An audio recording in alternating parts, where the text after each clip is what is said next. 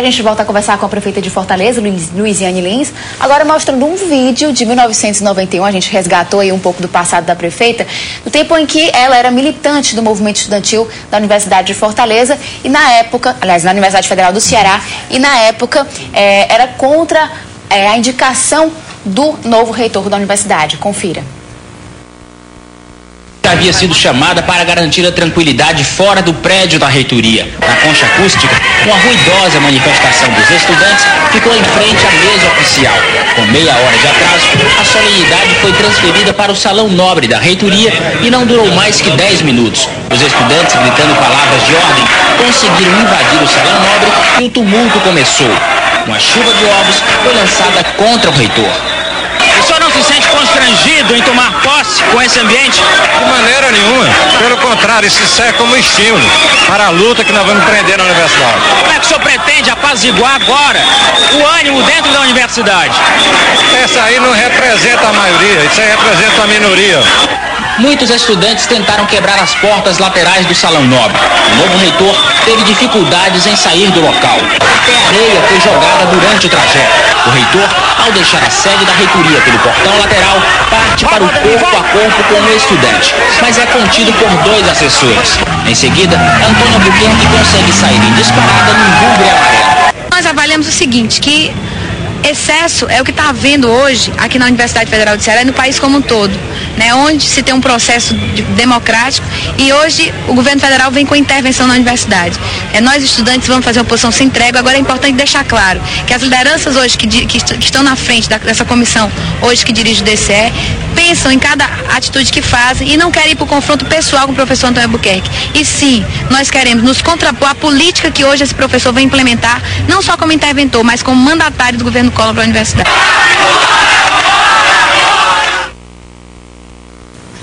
Prefeita, esse vídeo que a gente viu está rodando na internet, muitas pessoas questionam, inclusive, o posicionamento da senhora como militante e reclamam, dizendo que a senhora hoje em dia não negocia mais com o grevista, teve aquela questão dos agentes da MC.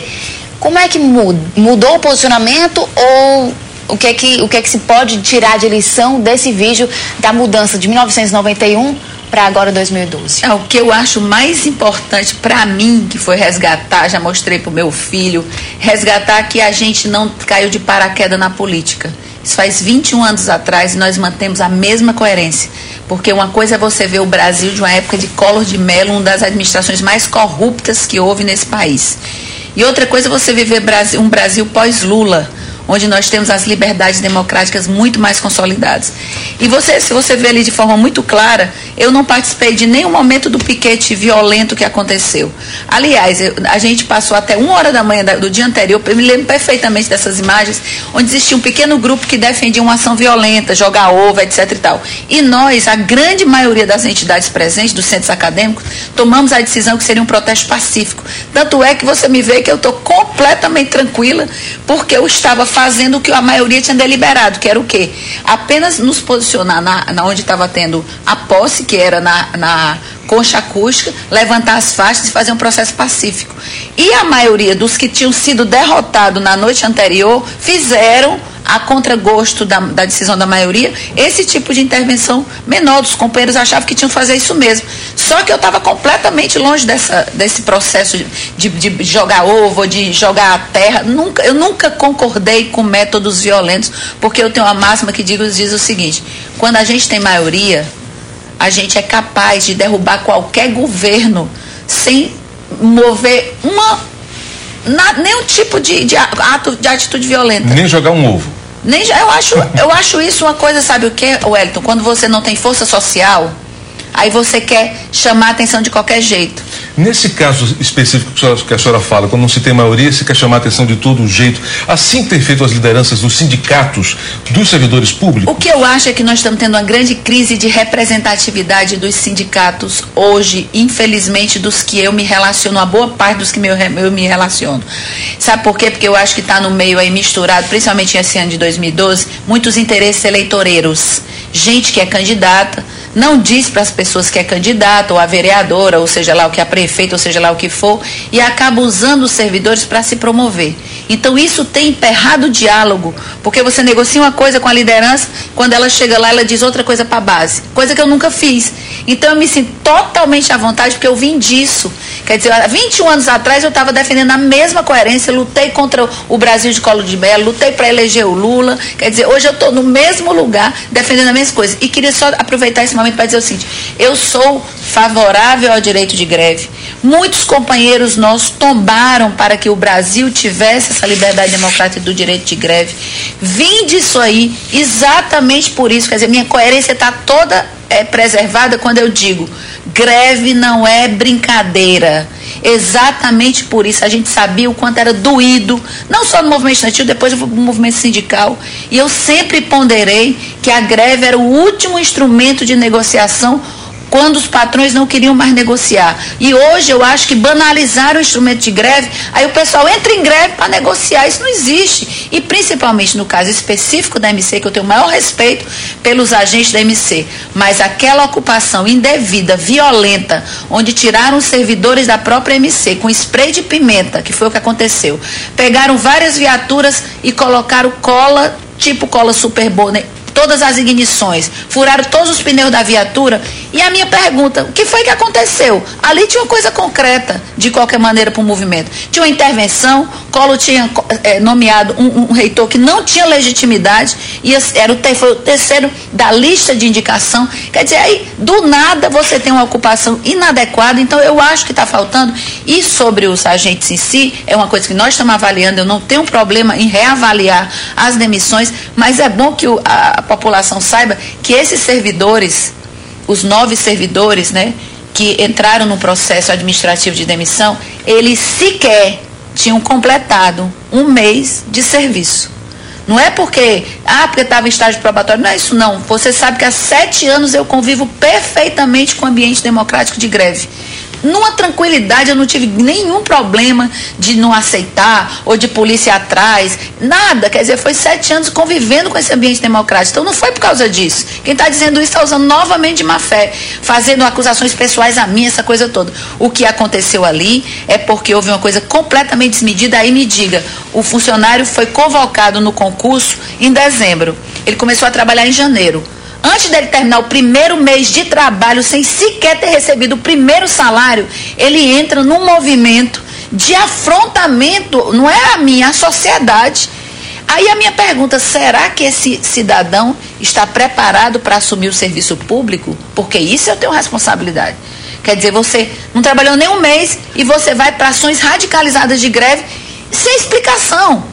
Não tinha terminado a negociação. Nosso agente de trânsito, Wellington, a gente fez uma pesquisa em 6 capitais, ele é o agente de trânsito mais bem pago do Brasil, inclusive do que São Paulo. Esse caso, então, da MC é uma demonstração do interesse partidário, então? E também da banalização da greve? Exatamente. O que a gente ter que evitar, eu costumo dizer, greve não é brincadeira, o trabalhador sofre para fazer greve. Eu me lembro que eu trabalhei muito na época da Elurb, trabalhava diretamente com os garis e às vezes entrava em greve. Era uma aflição para saber se o dia parado ia ser pago, isso tinha que ser negociado. Eu estava na linha de frente de negociação com o patrão, dizendo: olha, mas eu sabia dos riscos que você está correndo. Ninguém faz greve rindo. É um processo duro, difícil, que tem que ser respeitado. Até para a greve, ela ter o papel histórico que ela foi conquistada. Prefeita, pelo que a senhora fala, então, não adianta abrir canais de conversação, que não vai ter jeito. Vai continuar, então, com esses movimentos paredistas. Há alguma medida que a prefeitura possa tomar em relação aos sindicatos? Olha, Wellington, eu acho que o que houve assim, eles não conseguiram, no caso específico, essas lideranças estão tão desgastadas, eu acredito que elas não inspiram muita credibilidade, que ou falaram em greve geral, paralisação, isso nunca aconteceu, primeiro. E segundo, houve focos pontuais de mobilização que juntaram muito pouca gente. São 35 mil servidores municipais. Se tivesse de fato um movimento, até porque nós aumentamos significativamente o salário das pessoas. Os agentes praticamente dobraram o salário de quando o nosso governo iniciou. Só os professores tiveram 80% de aumento de ganho real retirado da inflação de 2005 até agora, fora outros benefícios que tiveram. Os agentes comunitários e os agentes sanitários eram terceirizados, viviam a mercê correndo para cá e para colar, arranjando um padrinho político. Nós tivemos a coragem de fazer concurso. Foram quase 7.000 pessoas que entraram por concurso público no nosso governo e que eram precarizados. Nós introduzimos o dentista na rede, fazendo concurso para médico, enfermeiro e dentista, coisa que não tinha. Era sempre a mercê de quem entrava e saía, do vereador que indicava.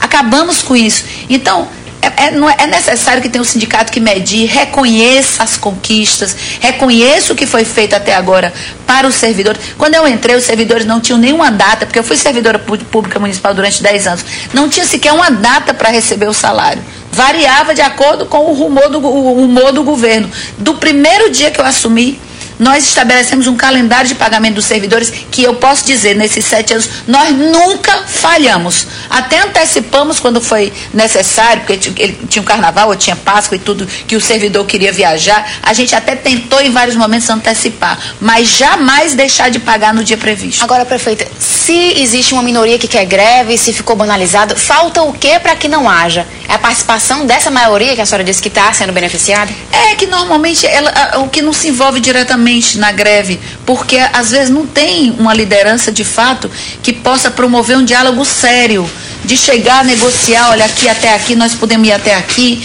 não dá para pagar isso aqui, vamos aqui. Isso falta, a gente sente muita falta. E talvez não tenha andado mais ainda essas negociações desse ano, primeiro, porque as lideranças não têm, uma parte delas, claro que eu não vou generalizar, eles não querem resolver o problema, porque quanto mais houver mobilização, mais ele se projeta para um processo eleitoral futuro. Então é necessário ficar criando todo tempo fato político. E segundo, porque eu acho que o que se discute na mesa de negociação não é o que é passado para a maioria dos servidores. Isso dificulta muito. Então eu cada vez estou mais aberta para conversar com comissão de servidores para evitar que essas lideranças fiquem usando de forma eleitoreira a promoção delas mesmo e usando os servidores. Prefeita, além da questão da greve, há também uma crítica em relação às obras, que algumas começaram, ainda estão para serem entregues e outras estão ainda no papel. Quando a senhora assumiu, a senhora disse que recebeu a prefeitura falida. Deixa no final do ano com algum dinheiro em caixa e as principais obras anunciadas, como o Hospital da Mulher, o Vila do Mar, as novas, que é a requalificação da Beira-Mar e o projeto que a senhora citou aí em relação ao Serviluz. Vão ser iniciadas essas obras? Vão ser. Vila do Mar vai ser concluído, nós já temos mais de 3 quilômetros, são 5,5 quilômetros. Aquilo ali é uma obra histórica que a cidade nunca mais vai esquecer. Faz 60 anos que aquele povo luta por aquilo ali.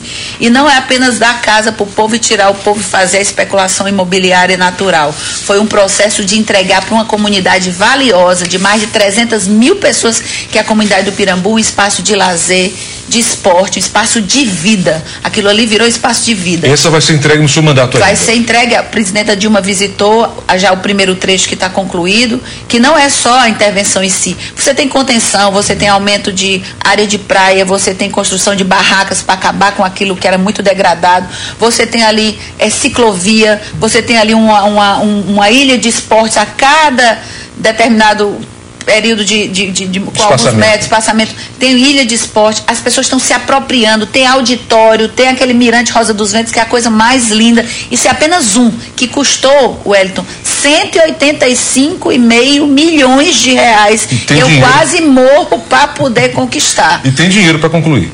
Todos os projetos, porque vamos fazer a diferenciação pela sua pergunta, todos os projetos que nós estamos fazendo, Transfor, Drenurb, Pré-Urb, o Jardim Japonês que nós concluímos, o Palácio do Biva, a requalificação do passeio público, os Cucas, nós estamos com 2 Cucas que nós vamos entregar no nosso governo, já tinha entregue 1, 2, e 2 devem ser dados a ordem de serviço, e o Hospital da Mulher. Até o meio do ano, o Hospital da Mulher está construído. A obra está 100% construída. O que falta? Concluída. Equipar. nós estamos numa fase de equipar o Hospital da Mulher. Então, até o meio do ano, nós estamos entregando, depois de muita torcida do contra da oposição, o maior hospital de referência de saúde e direitos reprodutivos da mulher do Brasil. Vai ser uma coisa de primeiro mundo, demorou porque a gente não imaginava tanta dificuldade para construir um hospital dessa natureza. É um hospital gigantesco. Você imagina quase 3 quarteirões de obra construída num hospital que vai tratar da mulher desde a menarca até a menopausa, passando pela gravidez de risco, tendo maternidade. Enfim, é uma coisa grandiosa que, apesar de tudo, nós vamos entregar. Vai ser talvez uma das obras com mais alegria que eu vou deixar para a cidade de Fortaleza. Prefeita, a senhora sempre ressalta que encontrou a prefeitura falida há 7 anos. Como é que vai ser para entregar? Vai dar para entregar com dinheiro em caixa? Como é que vai ficar? Bom, dinheiro em caixa para projetos, nós vamos deixar, eu acho que vai passar de 500 milhões. Eu vou citar aqui. A Beira-Mar, nós temos 105 milhões captados para todo o projeto da Beira-Mar, que já está licitado. Então, nós vamos começar agora, ainda no nosso governo, pelo mercado dos peixes. Deve ser dada a ordem de serviço agora no próximo mês. Então, vai vir de lá para cá. A Praia de Iracema, nós estamos praticamente com ela concluída. Urbanização, aumento está sendo agora feito engorda de praia, nós estamos fazendo aí, já fizemos a requalificação do Estoril, o calçadão todinho. Não tinha nem calçadão no aterro da Praia de Iracema quando eu assumi, era areia. E hoje você tem o espigão da João Cordeiro, o espigão da Rui Barbosa sendo feito, como eu falei, a requalificação do Estoril, o Instituto Cultural de Iracema, vamos agora a intervenção na própria ponte metálica. Então, a Praia de Iracema está resolvida. Nós vamos agora, o que o Wellington perguntou, Serve Luz e Titanzinho. Nós temos aí cerca de 75 milhões captados do PAC 2, a obra está em processo de licitação e nós vamos fazer ali um complexo lindo chamado Aldeia da Praia. A obra começa ainda no seu mandato? Começa ainda no nosso mandato. Prefeita, vamos pegar aqui e aproveitar, tem umas pessoas ligando para a nossa produção e um servidor público nos pergunta quanto e quando será o aumento do servidor? Tem essa resposta para essa pergunta? Bom, a gente está ainda no processo de negociação, né? Mas, de fato, o que nós fizemos no primeiro ano, no primeiro governo, foi fazer uma coisa que nenhum servidor tinha. Nós fizemos 13, íamos para 14 agora com dos agentes comunitários, planos de cargo, carreira e salário. O que é o plano de cargo, carreira e salário? É que no caso, o servidor, ele deixa de depender de favor de um e de outro para poder ele ascender na carreira. Todo ano o servidor, ele tem ganhos com o plano de carreira, porque ele está ou por tempo de serviço, ou por qualificação, ou por dedicação, ele hoje está ascendendo na carreira sem precisar de ninguém. Então, o plano de carreira e salário, ele estabelece isso. Então, naturalmente, o servidor já vai ter ganho, independente do aumento que a prefeitura vai dar concretamente. Nós estamos iniciando com o debate acerca da reposição da inflação, tendo em vista que esses anos todos praticamente tivemos ganho acima da inflação. Em torno de 6%, então, ou menos? Não, em torno de 4%, né? Que é o debate que a gente vem fazendo. Agora, cada setor, além disso, tem uma reivindicação que às vezes é uma coisa específica. Eu vou dar um exemplo. Nós terminamos de votar agora o projeto de lei da Guarda Municipal. A Guarda Municipal teve esse aumento em torno de 4% de reposição da inflação, mas eles tinham uma bolsa que nós conseguimos, eu fui lá, briguei, do Pronace, através do governo federal, que contemplava mais de 1.200 guardas municipais. O governo federal parou de repassar, acabou o programa e parou de repassar. Então, nós demos para os guardas municipais esta gratificação, como a VPR, que a gente chama Vantagem Pessoal Reajustável, para que ele não perdesse aquele valor. Então, é uma negação específica. Exatamente. Agora está totalmente a responsabilidade dos cofres públicos municipais. Então, a princípio, é a reposição da inflação. Quando ainda depende do processo de negociação? Quando depende e também sabendo que existe um processo natural de ascensão na carreira através do plano de carreira. Prefeito, também os telespectadores estão ligando para saber quando é que deve sair efetivamente o polo de lazer do bairro Álvaro Wayne. O senhor tem essa informação? Bom, eu sei que o polo de lazer do Álvaro Wayne, nós estamos, já está concluído o projeto e tudo, deve estar terminando o processo licitatório e a gente vai isso é uma das coisas dos legados que a gente quer deixar. Na verdade, nós estamos agora indo para a intervenção. Essa semana eu vou anunciar a intervenção nós conseguimos concluir uma licitação para requalificar 65 praças e 35 canteiros centrais da cidade, onde a gente vai deixar fazer, digamos assim, essas delicadezas que a cidade precisa. E eu acho que isso vai ser muito importante. Pegando essa pergunta do nosso telespectador, do Álvaro N, como é que a senhora faz a análise ou a avaliação dos seus secretários executivos regionais, que são os prefeitinhos, que a gente comumente chama? Porque volta e meia tem reclamação de uma ou de outra obra que foi iniciada e não foi tocada pela regional. Às vezes, Wellington, acontece uma coisa que normalmente nem a gente acompanha, a gente, que eu digo, os telespectadores não podem acompanhar, que é o seguinte: a empresa é licitada. Normalmente, que isso tem que ser revisto, esse processo licitatório. Normalmente, para ela ganhar, ela mergulha no preço para ganhar das outras. Baixa demais. Chega uma hora que ela não consegue mais fazer a obra, ela quebra. Quando a empresa quebra, diferente da iniciativa privada, que eu podia contratar no outro ano outra empresa, imediatamente, o que é que acontece? Eu tenho que começar todo um processo de licitação de novo, porque senão o TCM vai dizer que eu fiz sem licitação. Então eu preciso começar tudo de novo. E eu fico em cima. Ô secretário, por que aquela obra está parada? Aí normalmente é isso que eu escuto. Porque a empresa desistiu do serviço, ou então porque a empresa quebrou, porque a empresa queria que aditivasse tanto, porque não botou o valor real. Então tem muita esse tipo de coisa. Então tem que haver um controle maior, perfeito, né? Com relação a essa questão da licitação, há uma mudança na legislação mesmo. Exatamente, até porque muitas vezes atrasa a obra porque as empresas brigam entre si, não aceitam o resultado e tomam um recurso atrás do outro, Se você não tiver uma ajuda da justiça, isso perdura e o principal prejudicado é o povo. Esse caso se justifica, então, a partir dessa descrição, é a justificativa para o caso das obras de mobilidade de Fortaleza, que também houve uma crítica pela demora da apresentação desses projetos? Mas essa crítica essa crítica não teve fundamento nenhum, não. Nossas obras de mobilidade estão absolutamente nos prazos. Principalmente porque nós já iniciamos as obras de mobilidade da Copa, são obras grandiosas, das 6 matrizes de responsabilidade da Copa do Mundo, 4 obras vão ficar sobre a nossa responsabilidade. E em 1 ano e meio dá para fazer tudo? Dá para fazer tudo. A previsão de entrega é de agosto de 2013, nós já estamos entregando todas as obras de mobilidade no que diz respeito à Prefeitura. Sem falar, do PVzão. O presidente Vargas foi entregue em tempo recorde para que passasse a abrigar, e olha, modernizado, reconstruído, porque praticamente ele estava condenado. Mas depois de 2 anos parada a obra, não foi, prefeito? Não, 1 ano e meio de obra, aquilo ele não pode parar não, porque era tanta fiscalização, aquilo não parou a obra do PV não.